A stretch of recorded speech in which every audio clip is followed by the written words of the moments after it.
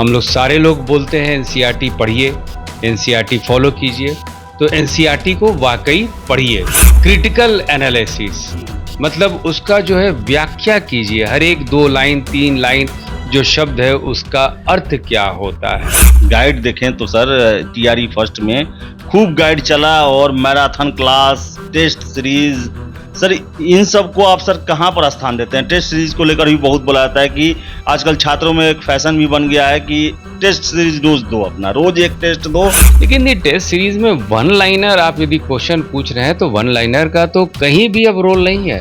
हमको डाउट लगता है कि सिपाही की परीक्षा में भी समय इतना बदल चुका है, कंपटीशन इतना टफ हो चुका है कि वन लाइनर और गाइड आपको बच्चों के भविष्य से खिलवाड़ करने वाली बात है। वन लाइनर का कोई इंपॉर्टेंस नहीं है, और वन लाइनर यदि आप पढ़ते हैं तो किसी टीचर के पास क्यों जाते हैं? टीचर का काम है समाधान देना, सॉल्यूशन देना, किसी जटिल चीज को साधारण करना। देखिए सिंपल लॉजिक यही है कि यदि आप 9th-10th को पढ़ाते हैं तो कम से कम 12वीं तक, मिनिमम 12वीं तक आपका नॉलेज लेवल होना चाहिए। यदि 12वीं पढ़ाते हैं तो पोस्ट ग्रेजुएशन तक आपका नॉलेज होना चाहिए। नमस्कार, आप देख रहे हैं द बिहार टॉप। मैं हूं आदेशपुरी। बिहार में 1,70,000 शिक्षक बहाली की प्रक्रिया अपने अंतिम चरण में एक तरह से कह सकते हैं, अब रिजल्ट देना बाकी है। इसके साथ साथ आपको बता दें कि 1 लाख से अधिक शिक्षकों की बहाली के लिए अगले महीने नोटिफिकेशन जारी करने के पूरे प्रयास में है बिहार सरकार और बीपीएससी। उसका एग्जाम जो है नवंबर में हो जाएगा। प्रश्न कैसे पूछे जाएंगे, क्योंकि आपको बता दें कि जो इस बार परीक्षा हुआ है प्राइमरी लेवल के अगर हम प्रश्न देखें तो खासी नाराजगी रही, और ये लोगों का ये कहना रहा कि बहुत टफ प्रश्न पूछे गए। पता नहीं सिविल सेवा के प्रश्न तो नहीं दे दिए गए, तरह तरह की बातें आई। आपको हम बता दें कि केएस आईएएस है, राकेश सिंह सर हम लोग के साथ में हैं, और आपको बताएं कि ये शिक्षक का नहीं पढ़ाते हैं, बीपीएससी के और यूपीएससी के छात्रों को तैयारी कराते हैं, लेकिन बीपीएससी की परीक्षाओं पर हमेशा नजर बनाए रखते हैं। और इन्होंने ही सबसे पहले बताया कि प्राइमरी के जितने भी प्रश्न पूछे गए थे टीआरई फर्स्ट में, वो 6ठे 7वें और 8वें क्लास एनसीईआरटी से पूछे गए थे। अब हम सर से ही फिर जानेंगे कि आखिर जो अगली बहाली होगी और जिसमें 6ठे से लेकर 8वें और 9वें 10वें और 11वें 12वें के लिए शिक्षक की भर्ती की जाएगी, उसमें छात्र किन चीजों का ध्यान रखें। क्योंकि पहली बहाली थी, उसमें छात्र जो है बहुत तरह की बातें सुने, तरह तरह की बातें आई, और उसका खामियाजा ये भुगतना पड़ा कि परीक्षा उनका प्रभावित रहा। सर क्या कहेंगे छात्रों को? जो आप देखे टीआरई फर्स्ट, टीआरई 2 अगर होगा तो कैसे उन्हें तैयारी करनी पड़ेगी? सर अभी 2-3 महीना टाइम है, 2 से ढाई महीना तो एवरेज टाइम है ही, समय है। तो पहली बात तो बच्चों को चेयरमैन साहब बहुत क्लियर कट बोले भी हैं, लिखित भी दिए हैं कि एनसीईआरटी को फॉलो कीजिए। हम लोग सारे लोग बोलते हैं एनसीईआरटी पढ़िए, एनसीईआरटी फॉलो कीजिए, तो एनसीईआरटी को वाकई पढ़िए। एनसीईआरटी का रीडिंग मत लगाइए, उसके अर्थ को निकालिए।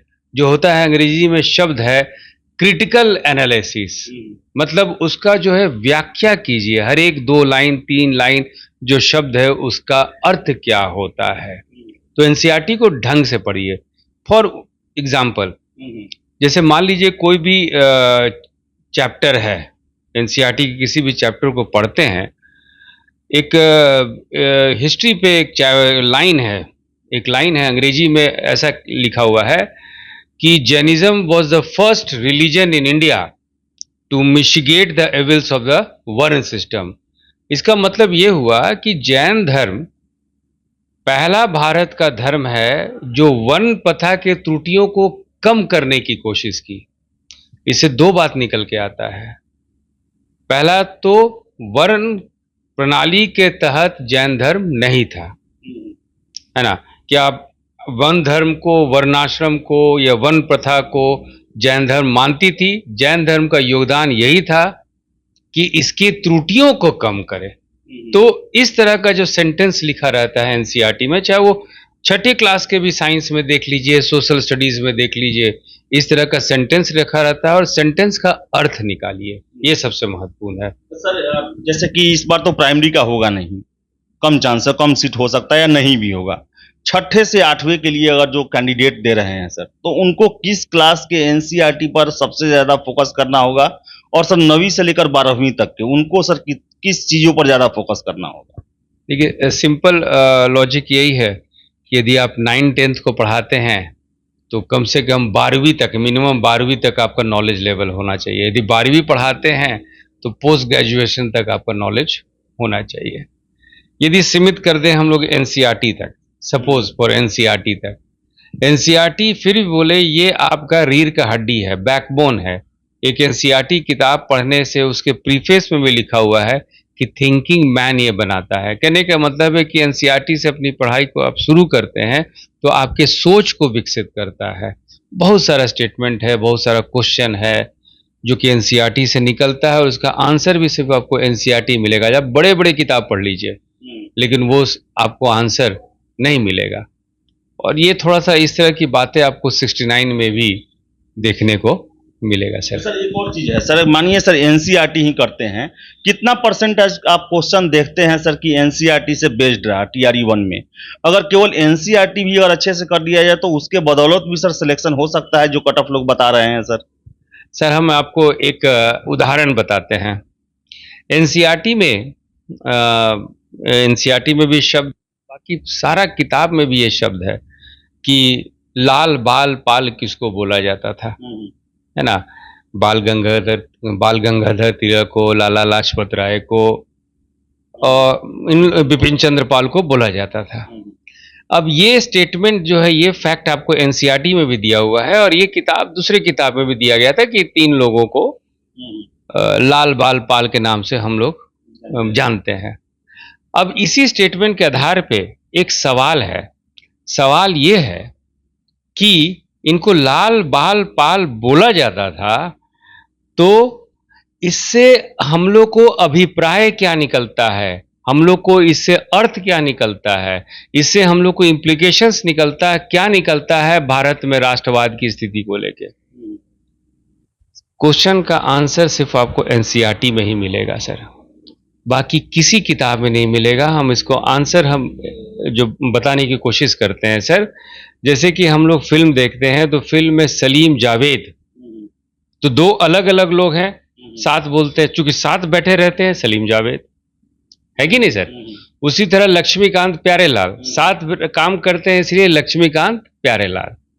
लेकिन यहां पे तो बाल गंगाधर तिलक महाराष्ट्र के थे, बिपिन चंद्र पाल बंगाल के थे, लाला लाजपत राय पंजाब के थे। तो लाल बाल पाल बोलने से अभिप्राय क्या हुआ? इसका अभिप्राय ये हुआ कि इस समय भारत में राष्ट्रवाद जो है विकसित हो चुकी थी, पूरे भारत को एक रूप में देखा जाता था और जो कांग्रेस है, कांग्रेस पार्टी है, पूरे भारत में बन चुकी थी, उसकी शाखा सब जगह हो गई थी, इसीलिए 3 अलग अलग लोग को भी एक साथ देखने को मिलता था। इस क्वेश्चन का आंसर सिर्फ और सिर्फ एनसीईआरटी में मिलेगा, ये क्वेश्चन भी सिर्फ आपको एनसीईआरटी में मिलेगा।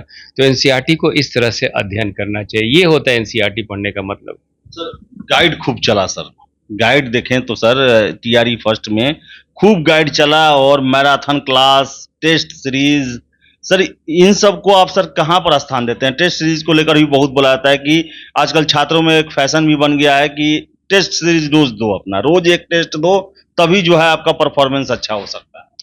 सर टेस्ट सीरीज का उद्देश्य क्या है? यदि टेस्ट सीरीज का उद्देश्य है तो आप टेस्ट सीरीज सीरियली चलाइए ताकि पूरा कोर्स को कंप्लीट कर दें। हो सकता है जैसे एनसीईआरटी किताब है, एनसीईआरटी चैप्टर बहुत टफ होता है, उसका लेसन्स बहुत टफ होता है, शब्द बहुत टफ होता है, उसको समझना बहुत मुश्किल होता है। यदि आप टेस्ट सीरीज चलाते हैं उस चैप्टर को छोटे छोटे शब्दों में तोड़ के, तब तो टेस्ट सीरीज का मायने है। टेस्ट सीरीज का दूसरा मतलब ये होता है कि जैसे एक एग्जाम में एक सीमित समय में आपको परीक्षा देना होता है तो वो उसके लिए टेस्ट सीरीज जरूरी होता है। लेकिन ये टेस्ट सीरीज में 1 लाइनर आप यदि क्वेश्चन पूछ रहे हैं तो 1 लाइनर का तो कहीं भी अब रोल नहीं है। हमको डाउट लगता है कि सिपाही की परीक्षा में भी समय इतना बदल चुका है, कंपटीशन इतना टफ हो चुका है कि 1 लाइनर और गाइड आपको माने और भी जो निम्न स्तर नहीं कर सकते हैं, जैसे सिविल सर्विसेज एक हायर कैटेगरी ऑफ एग्जाम हुआ, तो इस कैटेगरी ऑफ एग्जाम में भी 1 लाइनर का अब कोई रोल नहीं है। नहीं, ये भ्रमित करने वाली बात है ना? बच्चों के भविष्य खिलवाड़ करने वाली बात है। 1 लाइनर कोई इम्पोर्टेंस नहीं है। और वन लाइनर यदि आप पढ़ते हैं तो किसी टीचर के पास क्यों जाते हैं? आप खुद अच्छे से अच्छे किताब निकल रहे हैं मार्केट में, उसको खरीदिए। 2 घंटा आप टीचर के पास जाएंगे, बर्बाद करेंगे, खुद में घर वन लाइनर पढ़िए। तो टीचर का काम है समाधान देना, सॉल्यूशन देना, किसी जटिल चीज को साधारण करना। सर TRE 2 को आप सर TRE 1 से टफ देख रहे हैं या उसी पैटर्न पर देख रहे हैं? सर उसी पैटर्न का देख रहे हैं, क्योंकि सिलेबस तो चेयरमैन साहब खुद बोले हैं कि NCERT पढ़िए, तो सिलेबस भी वही है, क्वेश्चन का लेवल भी वही है। आपको तय करना है कि कितनी बारीकी से NCERT को पढ़ते हैं।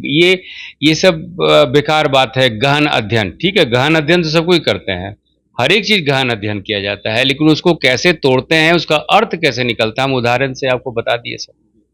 तो राकेश सर थे और इनका सीधे कहना है कि अगर आपको BPSC की अगर आप कोई परीक्षा देते हैं तो आपको NCERT बेस बनाना ही पड़ेगा। बिना NCERT पढ़े, और वो भी पढ़े, कोई रट्टा मार पढ़ना नहीं है, उसको आपको व्याख्या सहित पढ़ना है, अच्छे से पढ़ना है। तो जितने भी कैंडिडेट हैं जो दूसरी शिक्षक बहाली में शामिल होने का इंतजार कर रहे हैं, उनके पास अब समय ज़्यादा नहीं है, क्योंकि अगर NCERT अगर 6ठी से 12वीं तक के अगर पढ़ते हैं आप, तो कम से कम 2.5-3 महीना तो आराम से लग ही जाएगा। तो आज से ही तैयारी शुरू करें, और सबसे ज़्यादा फोकस आपका NCERT पे होना चाहिए, क्योंकि जितना भी BPSC के द्वारा परीक्षा लिया जा रहा है उसका आधार NCERT की ही किताब रह रहा है। तो फिलहाल इस वीडियो में इतना ही। बहुत बहुत धन्यवाद।